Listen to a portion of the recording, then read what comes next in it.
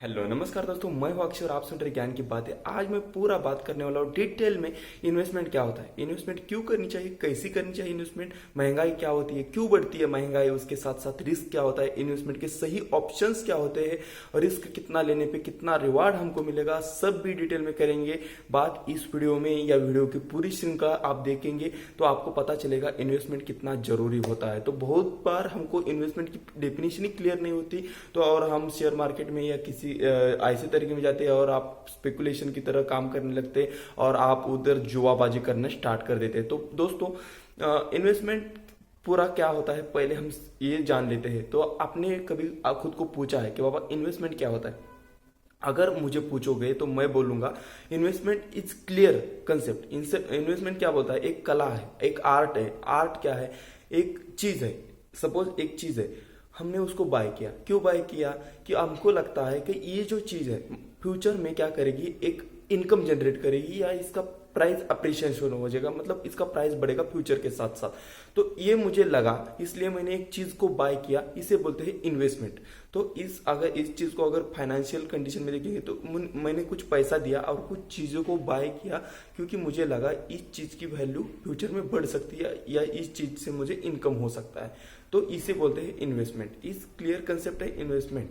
तो इन्वेस्टमेंट क्यों करनी? तो इन्वेस्टमेंट करनी है अपने को। महंगाई तो बढ़ती है, हर साल महंगाई बढ़ती जाती है। तो महंगाई को बीट करने के लिए, महंगाई को बोलते हैं इन्फ्लेशन। इन्फ्लेशन को बीट करनी मतलब क्यों? अभी सपोज एक 100 रुपए की चीज है, 100 रुपए की चीज हम आज बाय करने गए तो हमको लगता है 100 रुपए, लेकिन यही चीज हम अगले साल बाय करोगे तो हमको लगता है 106 रुपए, मतलब 106 रुपीज लगता है। तो जो 6 रुपए एक्स्ट्रा लगता है वो अर्न करने के लिए, अगर हमने 100 रुपए अपने पास रखा तो अगले साल अगर हम चीज बाय करने जाएंगे तो हमको कितना देना पड़ेगा? जेब में से 6 रुपए एक्स्ट्रा देना पड़ेगा। इसलिए हमको इन्वेस्टमेंट करना है ऐसी जगह पे तो वहां से हमको 6 रुपए या 6 रुपए से ज्यादा पैसा आना चाहिए। तो इसी को बोलते हैं इन्फ्लेशन बिटन रिटर्न।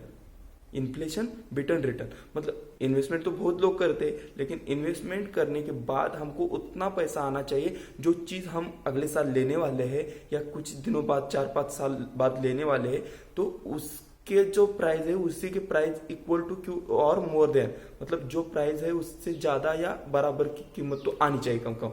ये अपना इन्वेस्टमेंट का गोल होना चाहिए। नहीं तो क्या होता है, अभी बहुत सारे ऑप्शंस है इन्वेस्टमेंट के। हम बैंक में एफडी करते हैं, आरडी करते हैं, पोस्ट ऑफिस में एफडी आरडी करते हैं, रियल एस्टेट में फ्लैट या लैंड लेते हैं, लैंड ऑफिस, या शेयर मार्केट में शेयर बाय करते हैं, म्यूचुअल फंड बाय करते हैं, गवर्नमेंट बॉन्ड बाय करते हैं, गोल्ड बाय करते हैं, सिल्वर बाय करते हैं। ये सभी इन्वेस्टमेंट के ऑप्शंस होते हैं। लेकिन क्या मतलब ये जो अपना सेविंग अकाउंट है उसके ऊपर भी ब्याज मिलता है, वही भी एक अपना इन्वेस्टमेंट का ऑप्शंस हो सकता है। लेकिन इन्वेस्टमेंट, मैंने क्या बोला कि इन्वेस्टमेंट ऐसी होनी चाहिए, इन्वेस्टमेंट की वजह से आपको जो रिटर्न मिलेगा, जो ब्याज मिलेगा, जो इनकम मिलेगा, वो महंगाई से ज्यादा है। तो इंडिया का महंगाई रेट कितना है? तो इंडिया का महंगाई रेट 6% से बढ़ता है। मतलब आज जो 100 रुपए की वस्तु है वो अपने को अगले साल 106 रुपए को मिलेगी, इसी हिसाब से बढ़ता है। लेकिन इसमें एक फैक्टर ऐड होता है, तो उसको बोलते हैं पर्सनल इन्फ्लेशन रेट। मतलब मुझे कौन सी चीज बाय करनी है और उसकी महंगाई किस रेट से बढ़ती है। अगर मान लो एक टीवी टीवी है, टीवी का कीमत हर साल 20% से बढ़ता है, तो लेकिन मुझे टीवी की जरूरत है ही नहीं, तो मुझे उससे क्या लेना देना।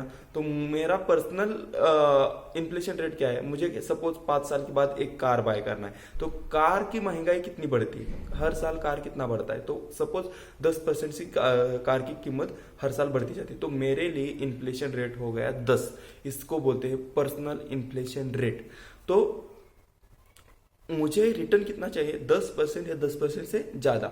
तो कौन सी भी चीज अगर आप इन्वेस्टमेंट करने के लिए, मतलब बाय करने की सोचते हैं, तो आपको इन्वेस्टमेंट अगर करना है उस चीज के लिए, तो रिटर्न उस चीज की जो महंगाई है उससे बराबर या ज्यादा होना चाहिए, तभी आपको प्रॉफिटेबल रिटर्न माना जाएगा या इन्फ्लेशन रिटर्न रिटर्न माना जाएगा। तो अभी इन्वेस्टमेंट कैसी करनी है? इन्वेस्टमेंट करने के लिए बहुत सारे ऑप्शंस है, लेकिन मैंने तो क्या बोला आपको, रिटर्न वहां जहां पे ज्यादा मिलेगा, जो आपका गोल है, पहला गोल डिसाइड करना चाहिए इन्वेस्टमेंट करते समय। तो गोल डिसाइड करने के बाद गोल के लिए एक टाइम देना है। तो सपोज मुझे एक कार बाय करनी है, मुझे पसंद है टाटा की हैरियर, तो उसका प्राइस है लगभग 16-17 लाख रुपए। तो अभी का मार्केट प्राइस है 16-17 लाख रुपए, लेकिन 5 साल बाद मुझे लगता है उसका प्राइस हो जाएगा 20 लाख रुपए, बराबर। तो कितने परसेंट से बढ़ चुका वो प्राइस? लगभग 10% से बढ़ चुका समझ लो, तो या 7-8% से बढ़ चुका। तो मुझे रिटर्न कितना आना चाहिए? 8% या 8% से ऊपर का रिटर्न मुझे मिलना चाहिए, तभी मेरा इन्वेस्टमेंट उसी दिशा में जाएगा। तो मुझे क्या करना चाहिए? 5 साल के बाद मैं जो कार लेने वाला हूँ, कार का प्राइस कितना हो जाएगा? 20 लाख हो जाएगा। आज चल रहा है 15 या 16 लाख रुपए, तो 5 साल बाद उसका प्राइस होगा 20 लाख रुपए। तो मुझे क्या एक अमाउंट डिसाइड करना है कि 5 साल बाद मुझे 20 लाख रुपए चाहिए। तो 20 लाख बनाने के लिए आज से मुझे कितना इन्वेस्टमेंट करना चाहिए? तो गूगल पे जाइएगा, गूगल पे सर्च करिएगा कि SIP कैलकुलेटर, वहां पे जाइए, आपका लमसम अमाउंट मंथली कितना आप इन्वेस्टमेंट करोगे, आपको रिटर्न पकड़ना है 15% का। 15% का रिटर्न पकड़ोगे आप, तो आपको मतलब अमाउंट आ जाएगा, कितने साल इन्वेस्टमेंट करने के बाद, कितना अमाउंट करने के बाद आपको 20 लाख मिलता है, आप कैलकुलेट कर सकते हैं। तो ये हो गया ड्रीम बेस्ड इन्वेस्टमेंट। अगर आप ड्रीम बेस्ड इन्वेस्टमेंट करते हैं तभी आपका इन्वेस्टमेंट लंबी अवधि के लिए टिकेगा, नहीं तो आप बीच में उसको तोड़ देंगे और आपका कोई भी गोल फुलफिल नहीं होगा। अगर आप करोड़पति बनने का सोच रहे हैं और आप मतलब इन्वेस्टमेंट में एक बात मैंने कही थी, इन्वेस्टमेंट क्या है? एक फ्यूचर में आपको प्राइस अप्रिसिएशन मिलेगा या इनकम जनरेट करेगा, यही सोच के आप किसी चीज को बाय करते हैं, तो बराबर। तो इसमें क्या एक वर्ड इन्वॉल्व होता है? वो वर्ड इन्वॉल्व होता है टाइम। तो इन्वेस्टमेंट करते समय टाइम होराइजन रखना चाहिए। हाँ भी बहुत सारे लोग शेयर मार्केट में पैसा डालते हैं, तो शेयर मार्केट में पैसा डालने से अमीर नहीं बनते लोग। पहली बात मेरा सुनो, शेयर मार्केट के पास बहुत पैसा है, लेकिन शेयर मार्केट के पास टाइम देने वाले लोग नहीं। और वॉरेन बफेट, मेरे गुरु या वर्ल्ड के रिचेस्ट पर्सन, उन्होंने भी बताया है कि शेयर मार्केट में जो पैसा है, वो share market is a machine to convert money from impatience to patience. जिसके पास पेशेंस है उसके पास पैसा जाएगा, किसके पास से? जिसके पास पेशेंस है ही नहीं। जिसके पास पेशेंस नहीं उसके पास से निकल के जिसके पास पेशेंस है उनके पास पैसा जाएगा। तो इन्वेस्टमेंट में टाइम बहुत मायने रखता है। तो टाइम बेस्ड इन्वेस्टमेंट करके 5 साल, 10 साल, 15 साल, 20 साल या रिटायरमेंट तक ऐसे इन्वेस्टमेंट करेंगे तो आपको डेफिनेटली फायदा हो जाएगा। तो अभी ये इन्वेस्टमेंट करना किधर है? तो इन्वेस्टमेंट करने के लिए बहुत सारे ऑप्शंस है, लेकिन आप कौन सा कितना रिस्क लेने के लिए तैयार है? तो इसके पहले ये सवाल उठता है कि रिस्क होता क्या है। सपोज आप कार ड्राइव करते करते रात को कहाँ से जा रहे हैं, मतलब एक जंगल से या कुछ रास्ते से जा रहे हैं और बीच में आपका कार बंद हो गया, मतलब कार का लाइट बंद हो गया और अंधेरा, पूरा घना अंधेरा है, बारिश भी हो रही है। तो इसमें रिस्क क्या है? आप अगर उसी रास्ते से जाओगे, मतलब ड्राइविंग करते करते, तो बीच में एक्सीडेंट हो जाएगा और आपकी मृत्यु भी हो सकती है। तो ये रिस्क है। अगर आप वहां पे गाड़ी रुका के बैठोगे तो आपका नुकसान क्या होगा? उसमें आपका एक दिन एक रात का नुकसान हो जाएगा टाइम का, और लेकिन आप सुबह उठ के जा सकते हैं। तो यहाँ पे 2 कंडीशन आ गई, एक आप रुक सकते हैं, एक आप जा सकते हैं। जाने के बाद रिस्क क्या है कि आप मर भी सकते हैं, लेकिन रुकने के बाद रिस्क क्या है? आपका खाली एक नाइट बर्बाद हो जाता है। तो आपको डिसाइड करना है आप क्या रिस्क करना, आपको कैलकुलेटेड रिस्क लेना चाहिए। मतलब रिस्क और पागलपन में बहुत डिफरेंस होता है। कुछ लोग बोलते हैं रिस्क है, रिस्क मतलब क्या होता है कि अपने को पता है नुकसान कितना होने वाला है, तो ये अपने पहले ही कैलकुलेट किया और ये जो नुकसान होने वाला है और नुकसान के लिए हम तैयार है, इसको बोलते हैं रिस्क। लेकिन पागलपन क्या है? कोई बोलेगा मैं छत से छलांग मारूंगा और देखते हैं मैं बचता होगा, ये पागलपन है, साफ साफ पागलपन है, क्योंकि उसको पता है वो मरने वाला है तभी भी वो छलांग मार रहा है। तो ये पागलपन है। रिस्क और पागलपन में यही डिफरेंस होता है। तो रिस्क तो लेनी है लेकिन कैलकुलेटेड लेनी है, तो हमको कितना और सब समझ के लेनी है। तो शेयर मार्केट में इन्वेस्टमेंट करने के बारे में आज मैं बात करने वाला हूँ, क्योंकि शेयर मार्केट का जो रिटर्न है वो रिटर्न बाकी सभी पैरामीटर से ज्यादा है। वो मैं प्रूव करके भी दिखाऊंगा, उसके लिए मैं सेपरेट वीडियो बनाऊंगा। लेकिन आज बात करने वाला हूँ शेयर मार्केट में इन्वेस्टमेंट करने के बाद आपको रिटर्न गारंटेड कैसे मिलता है। गारंटेड तो हर किसी चीज में नहीं होती, लेकिन अगर लंबी अवधि में जाएंगे तो निफ्टी और सेंसेक्स क्या होता है इसके बारे में तो मैंने वीडियो बना के रखी है, उसको आप देख सकते हैं। लेकिन लंबी अवधि में जाओगे हाँ, हर्षद मेहता का स्कैम आ गया है, सत्यम का स्कैम आएगा, कोविड आ गया, सब आया, मार्केट नीचे गिरा, लेकिन उसके बाद मार्केट को किधर जाना है, मार्केट ऊपर ही जाना है। 100 रुपए का सेंसेक्स अभी 50,000 पे जा रहा है। मतलब मार्केट कोई भी आए, मार्केट को थोड़ा सा गिरावट आएगा, लेकिन गिरावट के बाद मार्केट को किधर जाना है, ऊपर जाना है, ऊपर। तो ये क्या है, जो गिरावट होती है मार्केट में, करेक्शंस होता है या फॉल आता है किसी भी वजह से, तो ये टेम्पररी होता है। लेकिन जो मार्केट में ग्रोथ है, मार्केट ऊपर जाने का जो ट्रेंड है, वो परमानेंट होता है। तो मार्केट लंबी अवधि में ऊपर ही जाना है। ये बात अगर मार्केट का ट्रेंड हिस्ट्री अगर आपने देखा तो ये आपको दिखेगा कि 100 रुपए का सेंसेक्स 50,000 हो चुका है। मतलब मार्केट ऊपर जा रहा है, अपने को डरने की कोई बात नहीं। तो अपने को भी लंबी अवधि के बारे में सोचना है। जब मार्केट गिरता है तो क्या होता है, तो मार्केट में जो फियर है, फियर फैक्टर, ये जो मार्केट है तो चलता है दो फैक्टर के ऊपर, दो इमोशंस के ऊपर। एक होता है फियर एंड एक होता है ग्रीड। लोगों के मन में ग्रीड या लालच पैदा होता है तब मार्केट बहुत ऊपर जाता है। और जब मार्केट में फियर जनरेट होती है तो फियर की वजह से मार्केट गिर जाता है। कल की बात है कि बजट के पहले, बजट की वजह से फियर थी, लोगों को लग रहा था कि कोविड का कोई टैक्स आएगा, टैक्स में कुछ छेड़छाड़ हो जाएगी, ऐसा कुछ लग रहा था लोगों को, इसलिए लोगों के मन में फियर थी और मार्केट गिर गया। कोविड के समय क्या हुआ था, कोविड के चलते लोगों को डर लगा रहा था, लोगों ने सेलिंग प्रेशर बढ़ गया, तो मार्केट में गिरावट आती है। तो हर गिरावट में आपने को अपोजिट करना है। जब मार्केट में गिरावट आती है तो हमको अकोमुलेट करना है क्वालिटी स्टॉक को, क्वालिटी शेयर को।